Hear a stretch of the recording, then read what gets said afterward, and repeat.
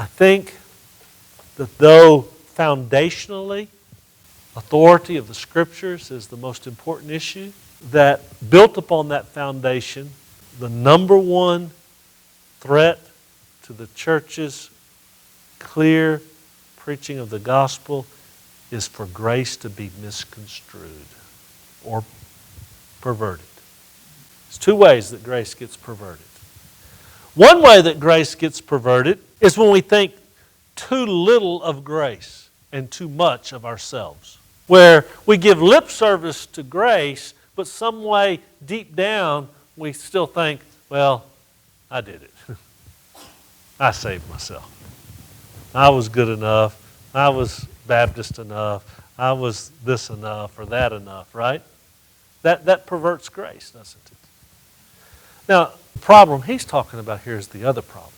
And that's this view of grace that says God is going to forgive us anyway, so let us eat, drink, and be merry, for tomorrow we die.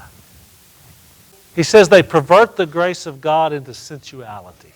They use the grace of God as cover for sin. Well, I'm not worried about it. God's gracious. He'll forgive me. Don't you think that's a threat in the church? I think it is.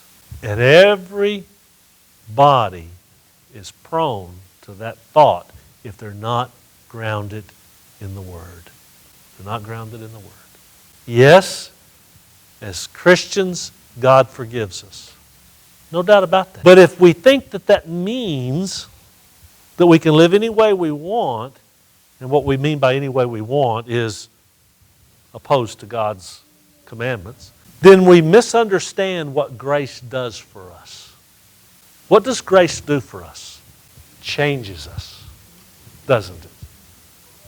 It changes us. We become a new creation in Christ. It's like the old preacher that says, I chase all the women and drink all the whiskey that I want. I just don't want. Because there's a change that takes place.